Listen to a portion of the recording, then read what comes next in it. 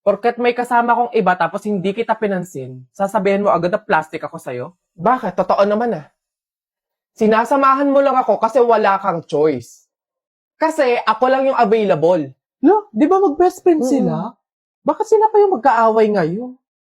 Sige, plastic na kung plastic. Eh ikaw, alam ba nila yung masama mong ugali? Di ba pumatol ka sa matanda para may pangluho ka? Bakit mo binibiring up yung mga ganyan? Hindi mo na dapat pinagsasabi yung sa atin ng dalawa kasi hindi yun yung problema natin. Eh, andito na lang din naman tayo eh. Lubusin na. Alam ba ng lahat na muntik ka ng mabuntis? Buti na lang kamo, walang nabuo. Charmaine, please, tumigil ka na. Ang sama ng ugali niya, guys, di ba? Eto pa! Dahil sa kakaluho niya, kahit wala naman siyang trabaho, lubog na siya sa utang ngayon. Wala ka pala eh. Siyempre, ganun. Kaya kayong dalawa. For sure may sinasabi sa Jasmine sa inyo tungkol sa akin, no? Ha? Wala siyang sinasabi tungkol sa'yo. Sa true. Tsaka te, kung may sasabihin man siya tungkol sa'yo, yun ay yung memories ninyong dalawa. Alam mo bang sobrang miss ka na niya? Posible. Hindi ako naniniwala sa inyo, umamin na kayo. Totoo yun, Charmaine. Oo, hindi ako naging mabuting kaibigan sa'yo. Hindi tayo nagkaintindihan. Pero hindi kasi yung sapat na dahilan para siraan kayo. Para ilabas yung pinagsamahan nating dalawa, mabuti man o masama. Ayoko kasi na magmumukha kang masama sa mga tao. Ayoko may masasabi silang masakit sa'yo. Alam mo kung bakit? Kasi kaibigan kita eh. Paghiwalayin man tayo ng tadhana dahil sa mga pagsubok at problema ng isang pagkaibigan. Kaibigan pa rin kita. At mahal na mahal kita. Ang bisig, may kaba pa sa aking dibdib. Marinig lang ang iyong tinig. Matutunaw din lahat ng nyebe. Howdy mga human being at nailabas na nga ang episode 3 ng Nessie Commercial at hindi sa pagmamayabang ako ang main character doon. Hindi ako yung nagsabi yung agency ha. Hindi ako madamot sa behind the scenes kaya tara samahan nyo ako sa Nessie Commercial episode 3 BTS. Nagulat talaga ako kasi meron akong pa-wig reveal. Siyempre sa mga naging character ko sa Nessie Commercial, nasanay ako na lagi akong bata na nakakap. Tapos ngayon sa episode na to, meron akong pa-wig reveal. So nahihiya pa ako na kinakabahan na ewan. At least dito nagkaroon kami ng workshop kung ano yung magiging effect, shot, or angle sa scene na to. A lot. I love it a lot. God damn. O, di ba? Hindi naman halatang hiyang-hiya si itself. Then, ayan, shooting day and ayan yung susuotin ko sa episode 3 ng Nessie Commercial. As usual, lagi namang batang maasim lang na naka-short, na naka-jersey, ganun lang siya. Tapos, ayan, kinakabit na yung wig ko. Kailangan matibay yung pagkakadikit niyan kasi hangin effect, pa-fly away yung mangyayari so dapat hindi siya maaalis. Sanay naman akong mag-wig gawa ng nagiging content ko pero iba to, human hair. So, sana akin na lang. Charis. Ayun, arte-arte lang siya dyan. Deep inside, gandang-ganda siya sa wig na gusto niyang hingiin. Kung hindi, nakawi na lang. Tawang-tawa ko dito kasi parang may kamukha akong santo. Papa G. Charis! Ayan, tinawag na kaming mga talent kasi ready na yung set. Ito yung magiging bahay namin sa Nessie Commercial Episode 3. At ayan na nga si itself na kunwari kinakabahan na nahihiya. Pero ayan, ganda-gandahan lang siya dyan. Pil na yung wig. Bago lang kasi sa kanya yan. Kaya go na, lubusin mo na yan. Dapat ano siya, malambot Bakit siya. lang nga, asan na si asan na si Bobot? Yung baril. Siyempre, sila pa din ang pamilya ko sa episode na to. Si Miss Lottie, Daddy Robbie, and Mommy Dorinil. Ayan, nakaset na talaga sila, mag-i-start na. Yung mga pagkain na yan pwedeng kainin kasi nakabalot naman siya and kailangan for consumption shot. At ito naman yung POV ko kasama ang ating mga director, cameraman, staff, crew na talaga namang napakahusay. Pansin nyo yung production quality. Ang galing, ang ganda. Talagang pang movie na siya, pang series, pang teleserye. Dito naman, kinakausap lang ako ni Derek kung ano yung magiging lines ko, ayan, emotions, reactions ko. sa shot ko or sa scene na to. Hi, Direct Lyle. Nag-mention, shinout out. Ayan na naman, talaga namang feel na feel niya yung wig. Talaga namang ganda-gandahan siya dyan. Oh, bush. O sige, tingin lang. O, isa pa. Eh. Lakas makapiling artista kapag inaalagaan or inaasikaso ka ng ganyan, no? Pero ayun, thank you po sa mababait nating stylist and makeup artist. Eto yung hanggang ngayon, takang-taka ako kung bakit nag-cut si Derek. Eh okay naman, tapos tumawa lang siya. Bakit? Ano ba kasi yun? Very good, guys. Ganda. One more. Sa scene kasi na to, nagsabi ako ng alat sa luto ng nanay ko. So para hindi ako mapagalitan or hindi siya ma-hurt, nagpalusot ako ng alat. I love it, alat. Gets nyo? Kung hindi, edi hindi. 3, 2, 1, action. A lot. I love it a lot. Nag-isa pa nga akong take dito kasi nabulunan ako sa pansit dye. A lot. Again. Diyos ko, ito ata yung pinakamadali kasi after namin uminom, sasayaw lang kami ng sabay-sabay. Go! Diba? Ang galing ng pa-sound effect ni Derek para ma-hype kami. Hindi ko na masyadong i-explain, basta ito yung time na inalis mo na yung wig ko kasi magkakaroon ng iba pang scene or shot. Sinama ko lang yung clip na to kasi ang pogi ko lang dito. Yun lang yun. Sa gilid.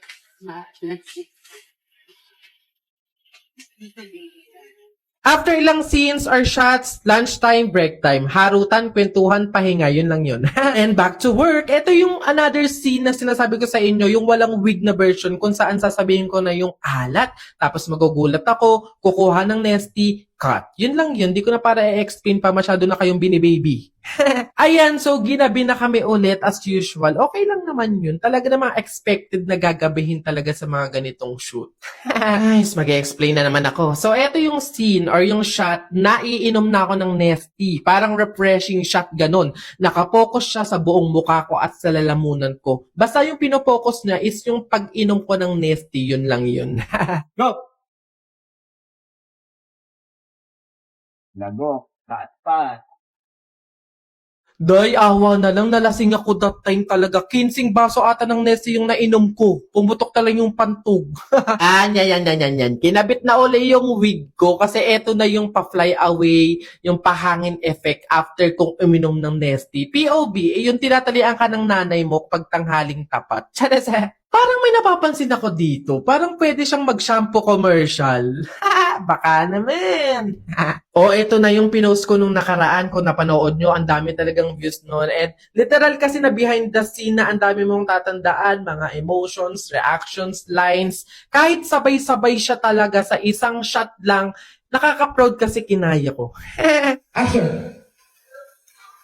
And switch. And action. Alright, and go.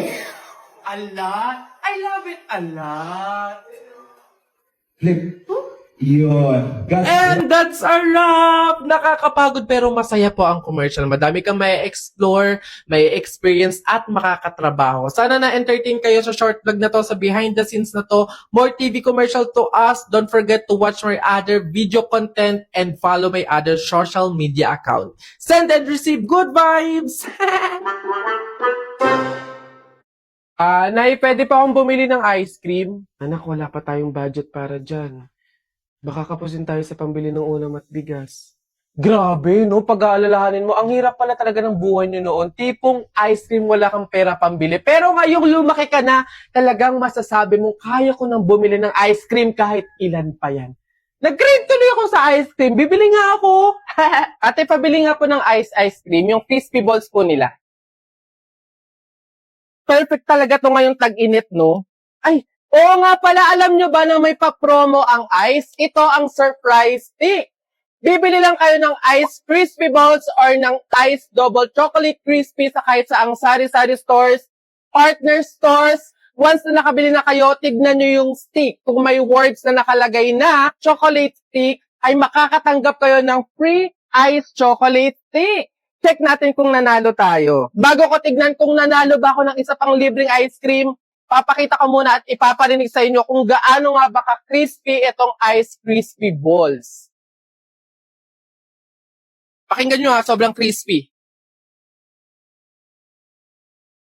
Moment of truth, tignan natin kung nanalo ako ng isa pang libreng ice cream. Oy! Manalo, ayun o, may nakalagay na chocolate stick. Totoo nga! Patunay atin, nanalo pa ako ng isa pang libreng ice cream. So, bigay mo na yan. Akin na yan, libreng ice cream na yan. Ayan, sino bang ayaw ng free ice cream, di ba? Kaya sugod na sa pinakamalapit na sari-sari stores, bumili ng Ice Crispy Balls at ng Ice Double Chocolate Crispy. Sumali sa promo para sa libreng ice cream! Howdy mga human being! Gusto niyo ba yung mga ganitong short vlog na ganap about sa mga nangyari sa event ko? Well, wala naman kayo magagawa. Samahan niyo ako kasi super nag-enjoy ako. Nabusog ako sa mga sikat na nakita ko, mga content creators, artists, at talagang super halaga ng event na to. Ganon. Dahil gustong-gusto ko talaga yung ini-invite ako sa mga event kasi dito lang naman ako nagmumukhang tao. Siyempre, dadamitan na, ayusan ka. So, feeling ko, tao ako, ang pogi ko, ganon. Yeah, so here's my final look. Semi-formal yung attire doon. Simple lang naman siya. Wala namang theme, pero may dating pogi. Tara na, dumating na yung aking book. Grabe, imagine manggagaling pa ako sa Tagaytay. From Tagaytay to BGC, ganun kalayo. Tapos ang mahal-mahal pa ng... Ay, Charis! After 2 hours, andito na ako sa BGC. 4 PM pa yung call time, 2:30, andito na ako. Aga, diba? Wala lang to. So, ayun na nga, pumunta na kami sa mismong event. So, super ganda, pasabog, bongga talaga ng mga setup ng event nila. So, ano nga bang event to? Ito ang press conference at contract signing panibagong partnership ng BP at ng PhilFirst. So talagang 100% legit na safety and secured yung mga balance ninyo, wallet, para sa mga players and users ng BP. Siyempre, bago mag-start ang contract signing, ang press con, chichibog muna, kakain, ganun. Ito talaga yung hinihintay eh.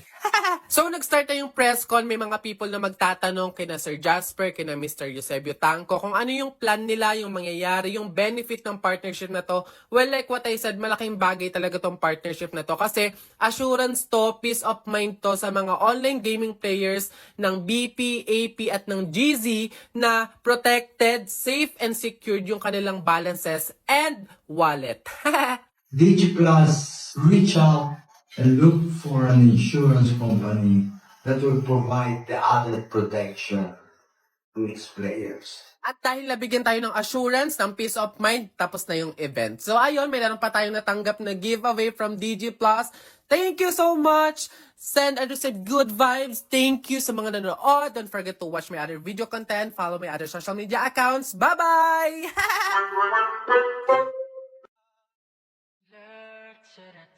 Nay, Tay! Andito na po ako. Taas na naman ang bayarin sa tubig at ilaw. Nay naman, ako na nga po bahala dyan. Kaya nga po, di ba ako nagsisikap magtrabaho para matulungan ko kayo? Ah, ito po.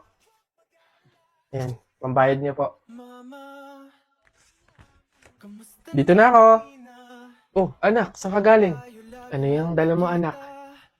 Nay, Tay, tandaan niyo po ba nung mga panahon na hindi na natin alam kung paano pagkakasyahin yung pagkain sa buong araw? Ngayon po, hindi na tayo magugutom kasi may pang-grocery na po tayo. Anak, nasan ba tayo? Hindi naman kami sanay sa mga ganitong lugar eh. Mukhang mamahalin dito, anak ah. Umuwi na lang kaya tayo. Nay, Tay, deserve nyo to.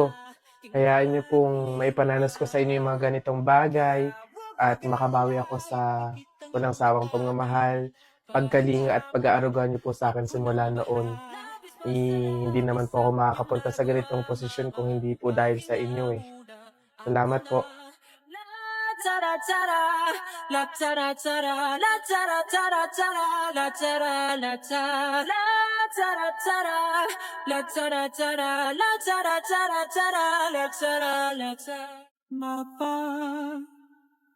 Pahinga muna, ako na.